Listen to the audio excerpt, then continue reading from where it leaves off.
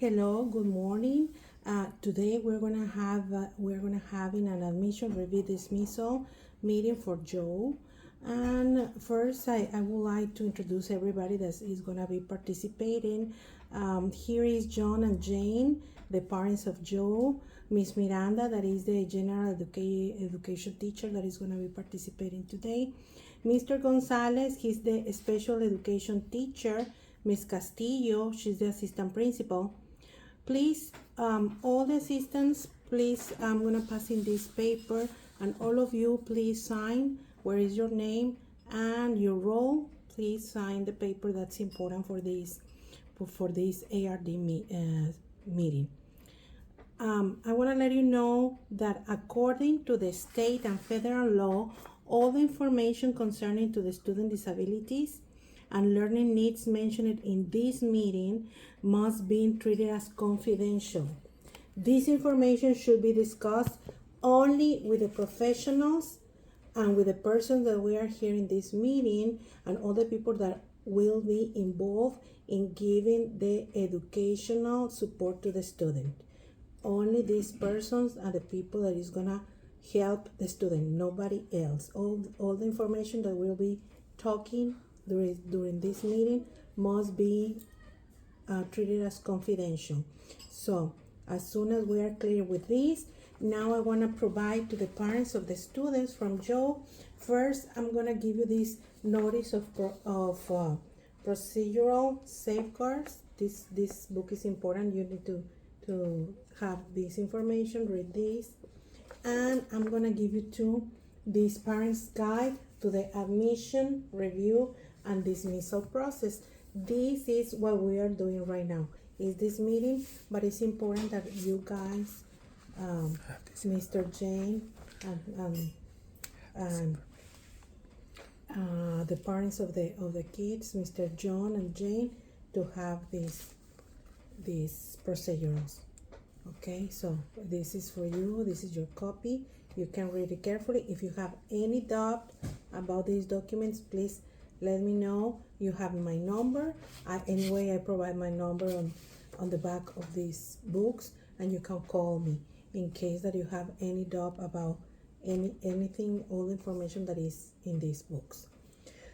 The purpose of this meeting is to discuss Joe academic and emotional needs according to the evaluations and services that he will receive.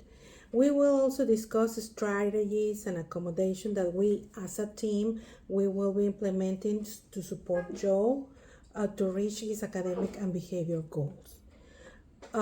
It's important to let you know that this meeting has norms, so all the participants must exhibit a respectful and appropriate conduct during this reunion.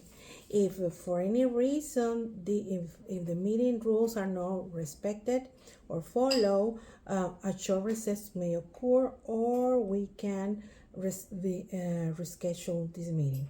So everybody must be respectful during this meeting, and remember that all the things that we are looking for is the best choices and anything that is the best for Joe. Okay, we are looking for the best options for Joe. First, I would like to present the level of academic achievements and functional performance of Joe.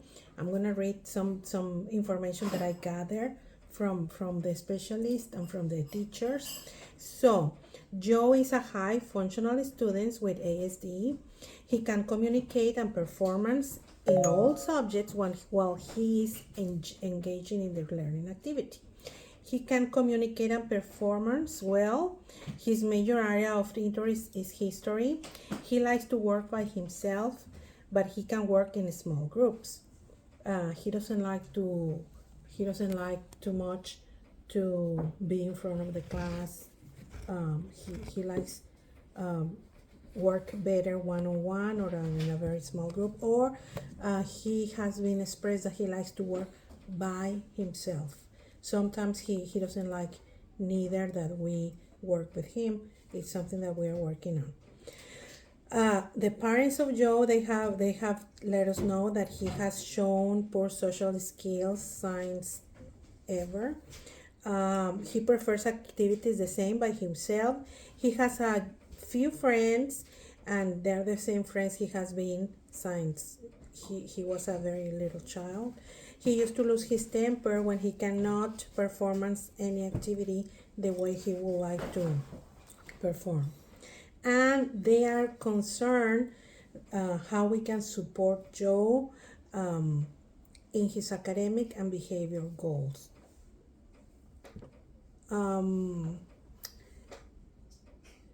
He likes for us to find a way to develop his social skills and his learning skills, but they are more worried about his social skills. Some special factors that Joe has is that he needs visuals and oral prompts to be engaged in the activities in the classroom. He easily did not engage. Well, he stopped. He stopped working on the assignments.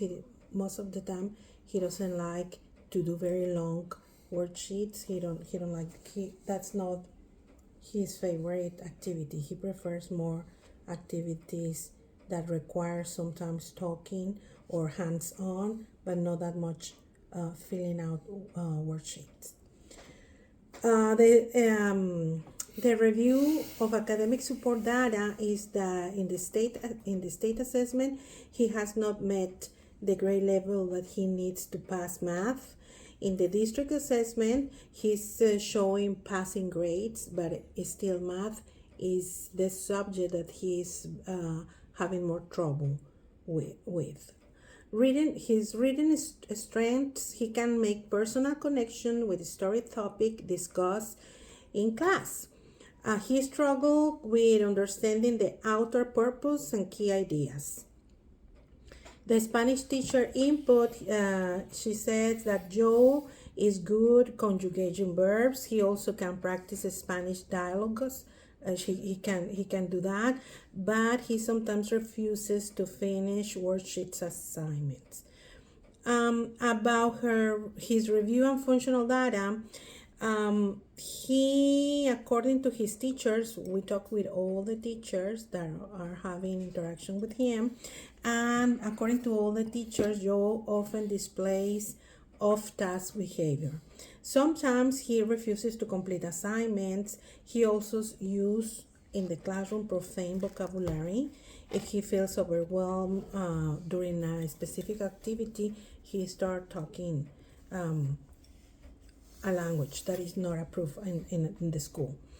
Joe grades in math was the subject with a 70.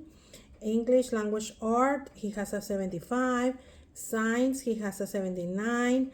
Spanish, he has a 82. And US history, he has a 86. He has a very good attendance. He is always at school.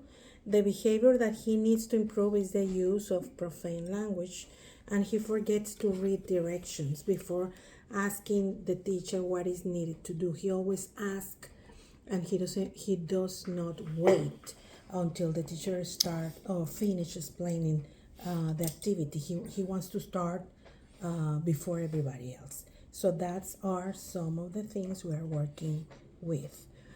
His goals and objectives, the team evaluate the previous goals and the way Joe has been working towards his goal. So the service, accommodation, and modification, the supports that the team decide that Joe needs is preferential seating. That works fine in order for the teachers to prompt him to continue doing the activity that the class is doing. A small group administration, chunking the lesson, the teacher type notes for him. That we've noticed that works good for him.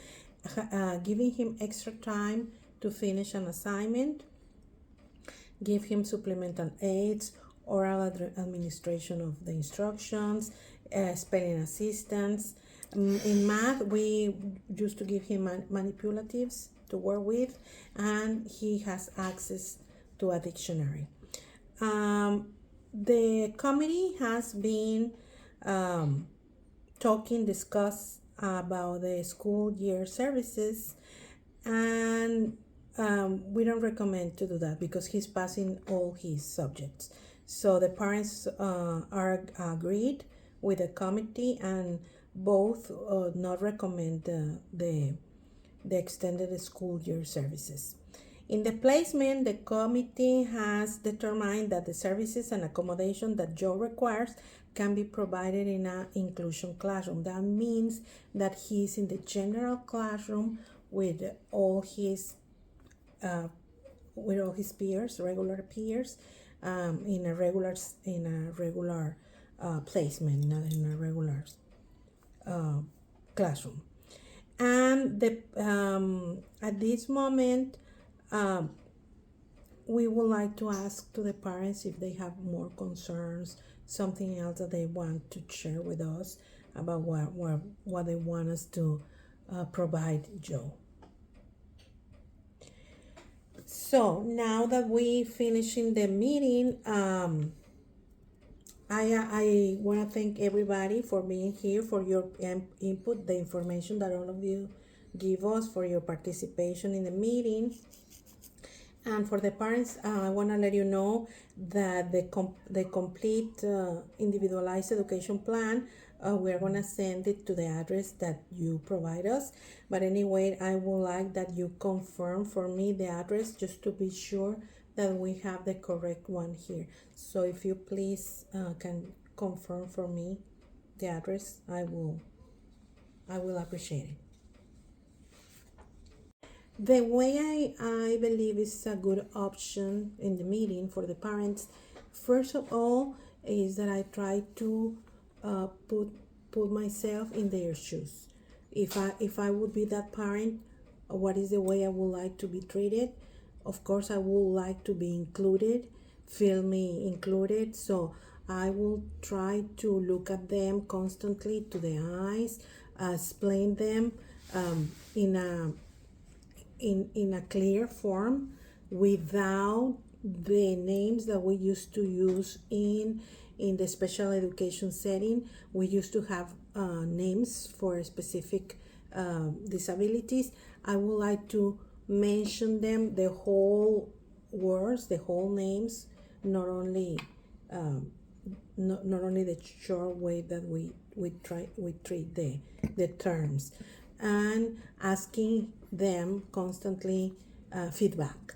And another thing that I think is important is to give them always a positive information about his kid or their kid, right? They would like to know positive things. If we need to talk about negative things, we're gonna do it in the middle, like the sandwich way. First, good things, the thing that we need to, that is maybe negative, and then another thing that is positive about their child, and having communication with them before the meeting. I think it's important just to have some input about what are the things that they want to address, and of course continue having communication with them about how the kid is improving. I think that's the way I would like to do it. Thank you.